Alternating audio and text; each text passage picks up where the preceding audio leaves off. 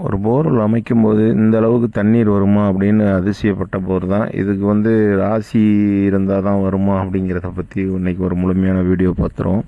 வணக்கம் நண்பர்களே, நான் உங்கள் நாதன். இன்றைக்கி நம்ம பார்க்கக்கூடிய வீடியோ என்னென்னு கேட்டிங்கன்னா, இப்போ 2 நாளுக்கு முன்னே நாங்கள் செய்த போர் தான். இது என்னென்னு கேட்டிங்கன்னா, இந்த போர்வெல் அமைக்கக்கூடிய இடத்துல அதே தோட்டத்தில் போன வருடம் ஒரு போர்வெல் அமைச்சு கொடுத்துருந்தோம். அதில் இதில் தண்ணியில் ஒரு 10ல் 1 பங்கு கூட கிடையாது. அதனால் அந்த போர்வெல் அமைச்ச இடத்த அவங்க ஒரு சர்வீஸ் பர்பஸுக்காக இவ்வளோ நாள் அதை பெருசாக அவங்க யூஸ் பண்ணலை. பட் இன்றைக்கி நம்ம ஒரு தோட்டத்தில் ஒரு மறு இடத்துல, அதாவது மறுபக்கம் அதாவது அந்த போர்வெல் அமைச்சதை ஃபஸ்ட்டு ஸ்டார்டிங்லேயே அமைச்சிருந்தோம். அந்த என்ட்ரன்ஸ் பகுதியிலேருந்து இந்த லாஸ்ட்டுக்கு மாற்றி அந்த போர்வெல் அமைக்கணும் அப்படின்னு சொல்லிட்டு அவங்களும் சொல்லியிருந்தாங்க. அவங்க நம்ம போடக்கூடிய வீடியோக்கள்லாம் எதுவும் பார்த்துருப்பாங்க போல். நிறையா வீடியோக்கெல்லாம் பார்த்துட்டு அவங்களுக்கான ஒரு சில சந்தேகங்கள் எல்லாம் அவங்க கேட்டாங்க. ஃபஸ்ட்டு நமக்கு அதை 8 இன்ச்சு போர்வெலாக மாற்றி தான் ஓட்டணும்னு சொல்லி நம்மக்கிட்ட கொட்டேஷன் கேட்டிருந்தாங்க.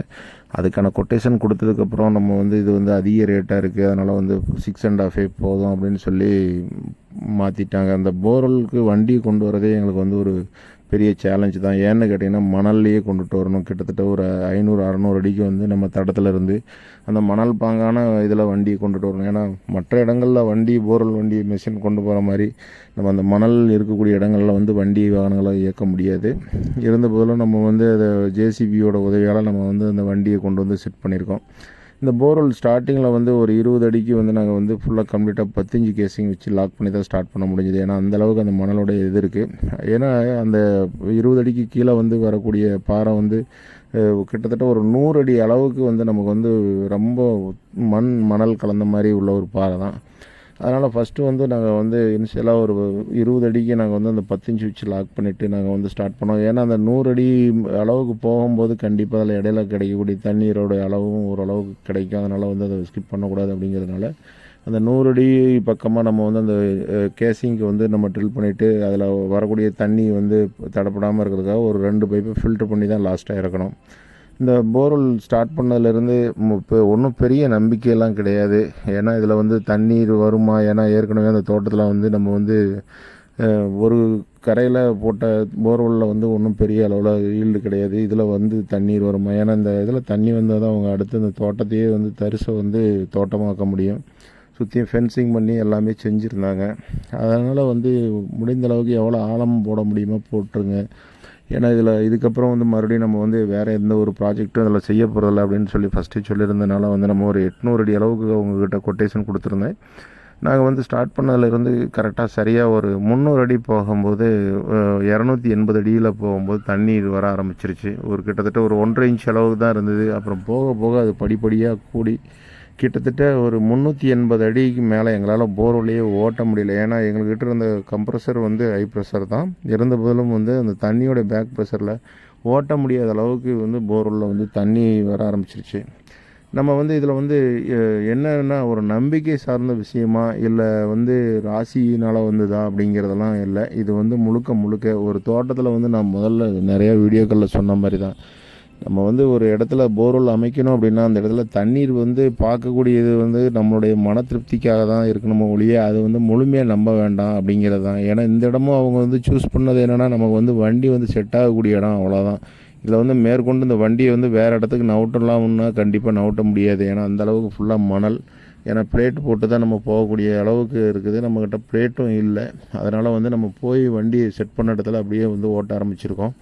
இதில் ராசியோ அவங்க சொன்ன மாதிரி உங்கள் ராசிக்கு தண்ணி நிறையா வந்திருக்கு அப்படி இப்படின்னு சொல்லிட்டு அவர் சொன்னார். அது ரொம்ப எனக்கு மிகைப்படுத்தி போடுற மாதிரி இருந்தது. கண்டிப்பாக எனக்கு அந்த மாதிரி இதில் ராசினாலெல்லாம் வர கிடையாது. கண்டிப்பாக யார் ஓட்டியிருந்தாலும் அந்த இடத்துல போர்வெல்லில் தண்ணி கண்டிப்பாக வரும். அது செய்யக்கூடிய மெத்தேடு, அந்த மெத்தேடுங்கிறதும் நம்ம சொல்லக்கூடிய சில விஷயங்கள், அதாவது நம்ம மற்றவர்கள் மாதிரி ஒரு விஷயத்தை இட்டுக்கட்டியோ இல்லை அதிகப்படுத்தியோ நம்ம சொல்கிறது கிடையாது. உள்ளதை உள்ளபடியே சொல்லிட்டு போகிறோம். அதனால் அவங்க எடுத்துட்டாலும் சரி, யாரும் எடுத்துக்கலைனாலும் சரி அப்படின்னு நம்ம நினைக்கக்கூடியது. அது மாதிரி இந்த இடத்துல ராசினாலேயோ இல்லை தண்ணீர் பார்த்ததுனாலேயோ கண்டிப்பாக தண்ணி வரல. அந்த பூமியோட மட்டங்கள் நீர் மட்டங்கள் அந்தளவுக்கு லேயராக அந்த இடத்துல இருந்தது. அந்த பாறையும் கடினமான கருங்கல் தான் பார்த்துக்குங்க. அந்த போர்வெல் அமைக்கும் போது நமக்கு ஒரு ராடே எனக்கு 10 நிமிஷம் அளவுக்கு நான் ஓட்டியிருக்கேன். அதே மாதிரி அந்த தண்ணீர் வந்ததுக்கப்புறம் என்னால் வந்து அதிகப்படியாக அவங்க வந்து ஒரு 500 அடியாவது எப்படியாவது ரீச் பண்ணிடுங்க அப்படின்னு சொல்லி தான் கேட்டிருந்தாங்க. எங்களால் அந்தளவுக்கு ரீச் பண்ண முடியல. காரணம் அந்த தண்ணியோடைய பேக் ப்ரெஷரில் நம்மளுடைய கம்ப்ரஸரே ஃபுல்லாக வந்து ஷட் டவுன் ஆகிற அளவுக்கு கம்ப்ளீட்டாக குறைஞ்சிருச்சு.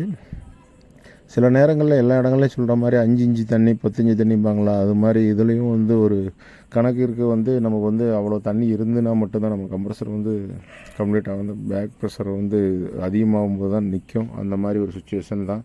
ஏன்னா அந்த போர்வெல்லில் எங்களுடைய கணக்கீடுபடி குறைஞ்சபட்சம் எப்படியும் ஒரு 5 இன்ச்சிலேருந்து ஒரு 8 இன்ச்சு அளவுக்கு நம்ம கணக்கு பண்ணலாம். அது எப்படி நம்ம அந்த இன்ச்சு கணக்கு சொல்கிறோம் அப்படின்னு நிறைய பேருக்கு ஒரு சந்தேகங்கள் இருக்கும். அதுக்கு ஒரு வீடியோ வந்து நாங்கள் ஏற்கனவே மேக் பண்ணியிருந்தோம். இது அளவுகள்லாம் எப்படி வந்து கணக்கிடுறாங்க அப்படின்னு சொல்லிட்டு. அதுக்கு வந்து ஆரம்ப கட்டத்தில் வந்து கவர்மெண்ட்டுடைய போர்வெல்லாம் அமைக்கும்போது அந்த வி ஸ்கேல்னு சொல்லிட்டு ஒன்று பயன்படுத்தினதான் சொல்லி ஒரு வீடியோ போட்டிருப்பேன். அது மாதிரி என்னுடைய பழைய வீடியோக்களில் எடுத்திங்கன்னா நிறைய தரவுகள் கண்டிப்பாக கிடைக்கும். அந்த இன்ச் அதாவது வந்து இத்தனை இன்ச்சு ஈல்டு அப்படிங்கிறது நமக்கு வந்து ஒரு சாதாரணமாக நம்ம வந்து அளவிடணும்னா நம்ம சாதாரணமாக ஒரு பைப்பை வச்சு நம்ம அளவிடுறத வந்து கணக்கில் எடுத்துக்கலாம். இப்போ ஒரு 5 இன்ச்சு பைப் வச்சா இந்த அளவுக்கு தண்ணீர் வரும், ஒரு 6 இன்ச்சு பைப் வச்சா எவ்வளோ வரும், 2 இன்ச்சு பைப் வச்சா எவ்வளோ வரும் அப்படிங்கிறத வந்து கணக்கிடுறது. அது மாதிரி இதுக்குன்னு தனியாக வந்து ஸ்பெஷலைஸ்டாக யாருமே அந்த ஸ்கேலோ இதெல்லாம் இல்லை. ஒரு அனுபவத்தில் வந்து 5 இன்ச்சு தண்ணி வரும், 6 இன்ச்சு தண்ணி வரும்னு சொல்லிட்டு. ஆனால் இந்த போர்வெல்லை பொறுத்தவரையும் அவங்க 10 HP மோட்டர் போட்டு இயக்கினாலுமே கண்டிப்பாக தண்ணீர் வந்து வடியவே செய்யாது. அதே மாதிரி இப்போ நாங்கள் ஓட்டியிருக்கிற இந்த நேரமும் வந்து நல்ல கோடையான நேரம் தான். ஏன்னா கொஞ்சம் வறட்சியோடைய தாண்டவம் வந்து இப்போ நல்லா ஸ்டார்ட் ஆகிடுச்சு. இருந்த போதெல்லாம் இந்த போர்வெல்லில் வந்துருக்கிற தண்ணீர் வந்து இதில் சரிபாதியாக குறைஞ்சா கூட வந்து போர்வெல் மோட்டரில் கிடைக்கக்கூடிய சப்ளை வந்து கண்டிப்பாக குறையவே குறையாது. இது கிட்டத்தட்ட அவங்க ஒரு என்னுடைய கணக்குக்கு ஒரு 10 ஏக்கர் அளவுக்கு அவங்க வந்து நீர்ப்பாசனம் செய்கிற அளவுக்கு இடம் வச்சுருக்காங்க. அந்த அவ்வளோ இடத்திற்கும் இந்த ஒரு போரே போதும் அப்படின்னு சொல்லி நான் வந்து இது பண்ணேன். இது போக மறுபடியும் அவங்க வந்து இன்னொரு இடத்துலையும் இதே நேரில் வந்து போர்வெல் அமைக்கணும்னு சொல்லிட்டு நான் முதல்ல ஒரு வீடியோவில் சொன்ன மாதிரி தான், நீர்மட்டம் அப்படிங்கிறது பூமியில் வந்து பரவலாக தான் இருக்கும். ஒரே நேர்கோட்டிலையோ இல்லை வந்து ஒரு சின்ன பென்சில் அளவுக்கு போகுது, சில கம்பி அளவுக்கு போகுதுன்னு அந்த தண்ணி பார்க்குறவங்க சொல்லக்கூடிய கதைகள்லாம் பொய் அப்படிங்கிறத நான் வந்து நிறைய இடத்துல பார்த்துட்டேன். ஏன்னா இந்த மாதிரி ஒரே இடங்களில் வந்து கிட்டத்தட்ட ஒரு 20 போர்வெல் பக்கமாக நாங்கள் வந்து அமைச்சு கொடுத்துருக்கோம். அதாவது நாகர்கோயிலுங்கிற இடத்துல வந்து நம்ம அமைச்சோம். இப்போ ஆரம்பத்தில் அந்த ஒரு குறிப்பிட்ட சுற்றுலா ஒரு கிட்டத்தட்ட ஒரு அரை ஏக்கர் அளவுக்கு தான் இருக்கும். அதில் வந்து அவ்வளோ போர்வெல் அமைச்சிருந்தாங்க. எல்லா போர்வெல்லையுமே தண்ணி வரும். அது வந்து ஒரு கவர்மெண்ட்டுக்கு வந்து வாட்டர் சப்ளை கொடுத்துட்டு இருந்த போர்வெல் அந்த இடம். அது வந்து நாகர்கோவில் வடச்சேரி டவுன்கிட்டே வந்து அந்த இடம் இருக்குது. அது இந்த இப்போல்லாம் என்ன மாறுதலாக இருக்குது அப்படிங்கிறது எனக்கு தெரியல. அது மாதிரி போர்வெல்ங்கிறது நீர்மட்டங்கிறது கண்டிப்பாக வந்து பரவலாக இருக்கக்கூடிய விஷயம். அடுத்தவர்கள் சொல்வதை போல் இது வந்து நேர்கோட்டில் போகுது, இப்படி போகுது, தேங்காயை வச்சு பார்த்தோம், கம்பி வச்சு பார்த்தோம் அப்படிங்கிறதெல்லாம் வந்து ஒரு நம்பிக்கை சார்ந்த விஷயமாக தான் எடுத்துக்கணும். இது மாதிரி அதிசயங்கள் நடக்க தான் செய்யுது. இது வந்து எதனால் நடக்குது, எப்படி நடக்குங்கிற நம்ம ஆராய்ச்சிக்கெல்லாம் போக வேண்டாம்.